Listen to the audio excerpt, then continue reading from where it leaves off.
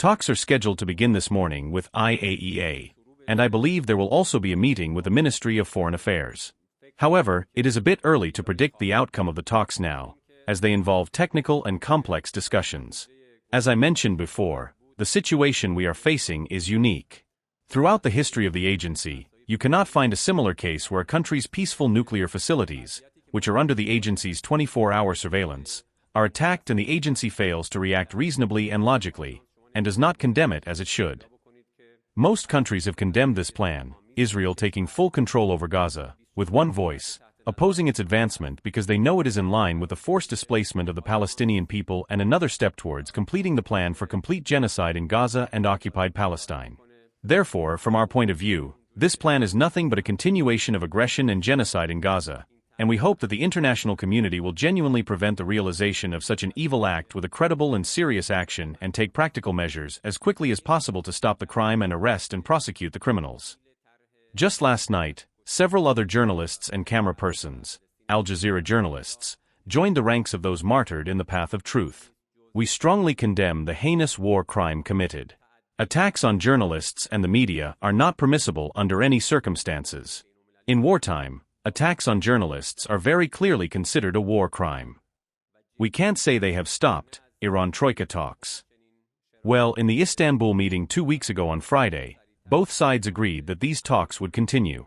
A decision hasn't been made regarding the time and location, but that doesn't mean it's stopped. We are in contact to determine a time and place. As you mentioned, one of the goals or one of the desired outcomes of this trip is to finalize the security agreement between the two countries, Iran and Iraq. The text of this document had previously been finalized, and the related minutes were signed. During this trip, the text is to be signed by the officials of both countries. The trip to Lebanon is also in line with the Islamic Republic of Iran's efforts to help preserve peace and security in West Asia. As you are aware of the developments related to the region, both West Asia and Lebanon, and the issues related to Lebanon and Syria, during this trip, Dr. Larijani is scheduled to discuss these matters with relevant Lebanese officials. We cannot trust the U.S. at all. We did not trust the U.S., even when we were negotiating with them, not at all. And what they did in the middle of negotiations, the Zionist regime's attack, and then their participation in that attack, fundamentally left no room for even zero trust. On Zangezur Corridor, regarding the trip of the Armenian Deputy Foreign Minister, which will take place tomorrow, the talks that will take place today and tomorrow will be focused on the same topic that has become one of the main topics in the media during the past few days. Let me also correct this. The point you mentioned is not accurate. There is no trilateral peace agreement.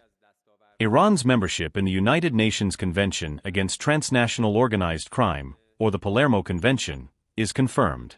After receiving approval from the competent authorities, its instrument of ratification was distributed to the Secretary General of the United Nations. I believe this was done on August 6th. Therefore, Iran will soon officially become a member of the convention. This convention has been in effect since 2003.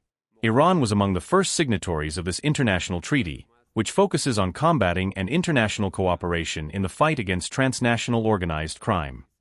We requested an emergency summit of the Organization of Islamic Cooperation some time ago to address the issue of Gaza.